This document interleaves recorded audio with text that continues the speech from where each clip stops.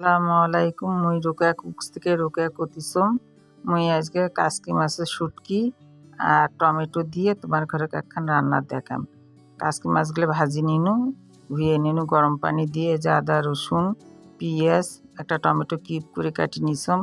মাছগুলো ধুয়ে যে তুলছম, যে পিঁয়াজ কাড়াই দিয়ে মুই এখন লাল করি। যে টমেটোগুলো দিম, তেল দিছম আনবে না, তেল বেশি খাই না বাহে, অল্প করে তেল দিছম। এই যে এখন ওই যে পেঁয়াজের মধ্যে ভুনে দিয়েছিম টমেটো খান, এই যে আদা রসুন বাটা দিনু, এখন লবণ দিনু, হলুদের গুঁড়া, মরিচের গুঁড়ে, জিরা বাটা, ধনিয়া বাটা দিনু।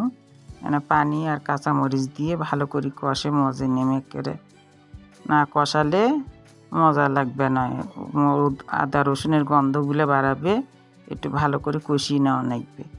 তারপরে এই যে কষার মধ্যে মাছগুলো ধুয়ে থুসিনু, সেগুলো সবগুলো দিনু, দিয়ে ভালো করে নাড়াচাড়া করিয়ে এই যে আস্তে জালের উপরে, নিবু নিবু জালের উপরে এই যে শুটকি মাছ আর কাসকি মাছ